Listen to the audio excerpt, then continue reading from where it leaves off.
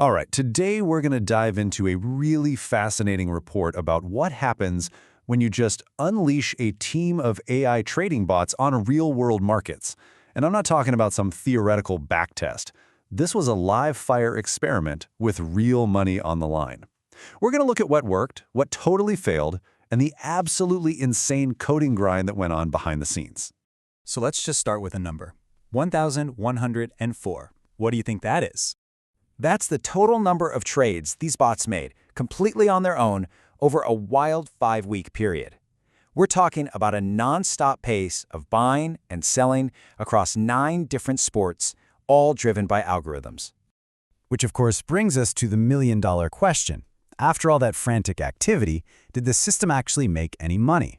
Well, the answer, as we're about to see, isn't a simple yes or no, but it tells us a whole lot about how these AI systems really behave in the wild.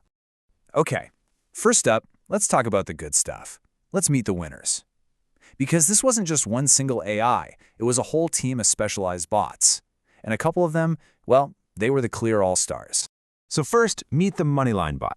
Think of this one as the team's workhorse. It just churned through almost 200 trades and netted a pretty respectable $57 with a solid 67% win rate. Then you've got the tennis bot, the high performer. This one was way more picky, only making 39 trades, but it was incredibly efficient, pulling in almost $39. So you got 2 very different strategies, but both were clearly working. So how do they actually do it? Well, the secret sauce is all about finding an edge. In simple terms, an edge is just when the bot's math model says the real chance of something happening is higher than what the market's price is implying. It's kind of like, a vintage comic book is worth $50, but you find it sitting in a dollar bin at a garage sale. That difference? That's the edge. And here is a perfect example of that whole idea in action. During a tennis match, the bot's model crunched the numbers and figured that player Jannik Sinner had a 47% chance of making a comeback. But the market? It was way more pessimistic, pricing him at just 37 cents on the dollar. The bot saw that 10-cent gap, pounced on the opportunity, and sure enough, Sinner came back to win.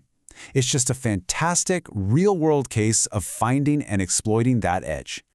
But, it wasn't all clean wins and brilliant trades. For every star performer, the system had, well, let's call it a problem child. This chart really tells the story. You see the strong positive bars from the Moneyline and tennis bots, but then there's the Counter-Strike 2 bot, which was just consistently losing money. And remember, it's the same basic system powering all of them, but the results couldn't be more different. So what went wrong here? The report points to one main culprit, slippage. This is a constant headache in automated trading. Imagine the bot sees a great price and instantly fires off an order to buy. But in the milliseconds, literally the blink of an eye, that it takes for the order to go through, the price has already changed, and that perfect opportunity just vanished. In a super fast-moving market like Counter-Strike 2, this slippage was happening so often that it basically erased any edge the bot thought it had. So when you've got some bots winning and one losing, what's the next move? You don't just give up. You dive headfirst into the code. And this brings us to the intense, behind-the-scenes development grind that's so crucial for a project like this.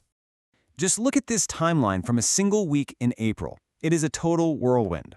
On the 4th, they push out a major overhaul of that failing CS2 bot. Then, on the same day, they ship a massive platform update. 2 days later, improvements to all 5 bots. Then a few days after that, another huge release. This is not set-it-and-forget-it AI. This is constant, hands-on, rapid-fire iteration. This really shows you how one little coding error can have a massive ripple effect. So, before one of the updates, a bug was preventing the NBA model from loading any team data at all. 0.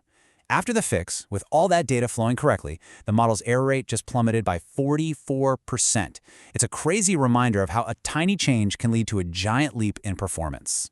And this effort went way beyond just fixing bugs. I mean, they were fundamentally re-engineering the entire system.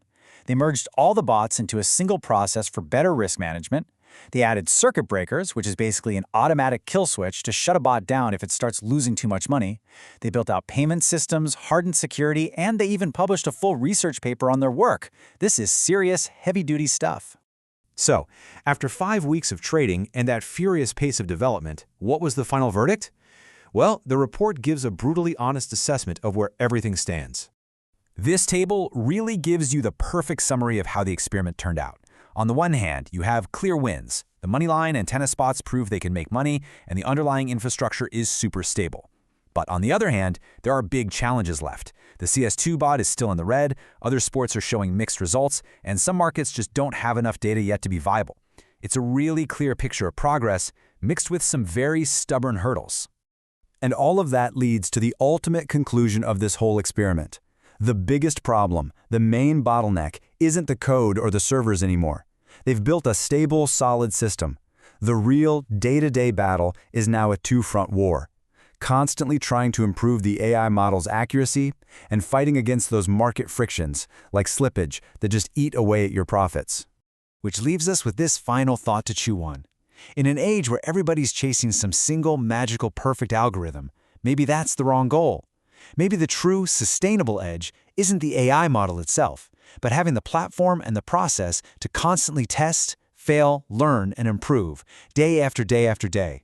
Perhaps the race is won not by the smartest algorithm, but by the one that can iterate the fastest.